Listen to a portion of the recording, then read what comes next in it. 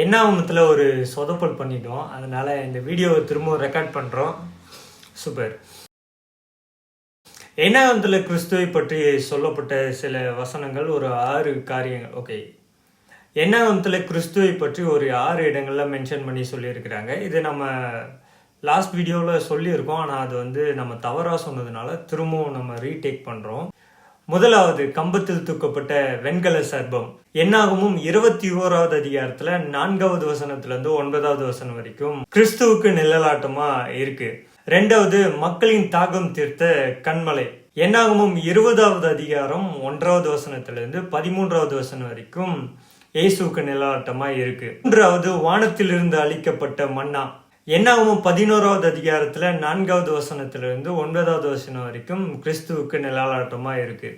4வது, பிலமோனின் தீர்க்க தரிசன குறிப்பு. என்னாகமும் 24வது அதிகாரம் 17வது வசனத்துல இயேசுக்கு நிழலாட்டமா அந்த இடத்துல வசனம் சொல்லப்படுது. 5வது, அக்னி ஸ்தம்பமும் மேகஸ்தம்பமும். என்னாகமும் 9வது அதிகாரம் 15வது வசனத்திலிருந்து 23வது வசனம் வரைக்கும் அந்த இடத்துல மேகஸ்தம்பமும் அக்னி ஸ்தம்பமும் பற்றி சொல்லப்படுது. அது கிறிஸ்துவுக்கு நிழலாட்டமாக இருக்கு. 6வது, சிவப்பு கிடாரி. 19வது 2வது வசனம் கிறிஸ்துவுக்கு நிழலாட்டமா இந்த வசனம் சொல்லப்படுது. இந்த 6 காரியங்களும் என்னாகமத்துல கிறிஸ்துவுக்கு நிழலா இருக்கிற வசனங்கள். இதை நோட் பண்ணி வச்சுக்கோங்க, யூஸ்ஃபுல்லா இருக்கும்.